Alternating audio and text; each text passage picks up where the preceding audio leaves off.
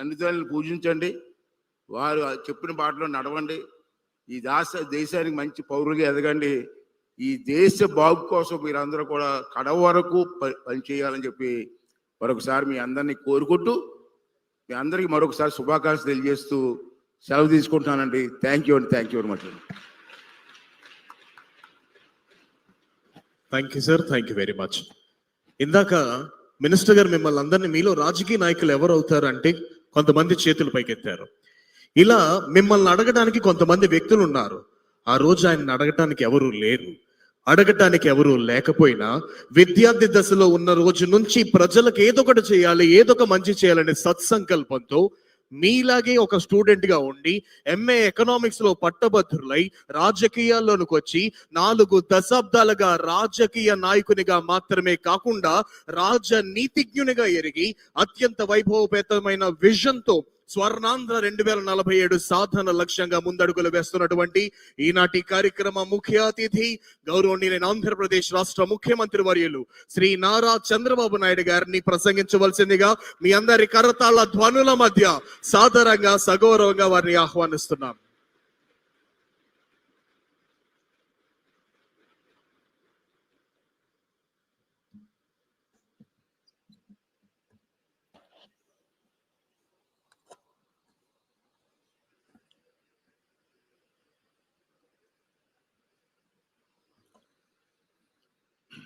గౌరవనీయులు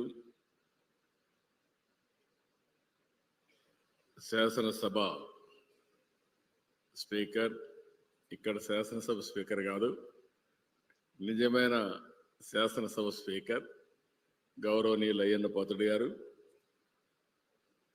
బాగా ఇక్కడ శాసనసభ స్పీకర్ ప్రో టర్మ్ కానీ శాసనసభ స్పీకర్ కూడా చాలా ఎఫెక్టివ్గా పనిచేశారు. మిమ్మల్ని చూస్తే చాలా ముచ్చటేస్తూ ఉంది. Wonderful work. అదే సమయంలో మీ అందరినీ సరైన మార్గంలో పెట్టాలని ఆలోచించే హెచ్ఆర్డి మినిస్టర్ శ్రీ నారా లోకేష్ గారు, చీఫ్ సెక్రటరీ విజయానంద్ గారు, సహచర మంత్రివర్గ సభ్యులు, అదే మరి కొండే అధికార యంత్రాంగం, ఈరోజు 175 నియోజకవర్గాల నుంచి చాలా ఎక్సర్సైజ్ చేసి ఎంపిక ఈ పోటీకి మీరందరూ కూడా మీ మీ నియోజకవర్గం ఎమ్మెల్యేగా మీరు ఇక్కడ ప్రాతినిధ్యం వహించారు. ఈ మాక్ అసెంబ్లీలో మిమ్మల్ని అందరినీ మనస్ఫూర్తిగా అభినందిస్తున్నా. మరొకసారి మిమ్మల్ని చూశాను, స్టూడెంట్ అసెంబ్లీ అదరగొట్టారు. మామూలుగా నేను అసెంబ్లీలో కూడా వాచ్ చేస్తూ ఉంటాను, మీరు మామూలుగా చెయ్యలేదు. మిమ్మల్ని చూస్తే ఇదే నేను ఎప్పుడూ కోరుకుంటాను. అసెంబ్లీ ఒక ఆదర్శంగా ఉండాలని కోరుకుంటాం. చాలాసార్లు మా ఎమ్మెల్యేలకైతే నేను శిక్షణా కార్యక్రమాలు కూడా పెట్టా, కానీ చాలా తక్కువ సమయంలో మీ యొక్క ప్రవర్తన, మీ యొక్క ఇది చూస్తే వండర్ఫుల్ పర్ఫార్మెన్స్. మరొక్కసారి మిమ్మల్ని అందరినీ మనస్ఫూర్తిగా అభినందిస్తున్నా.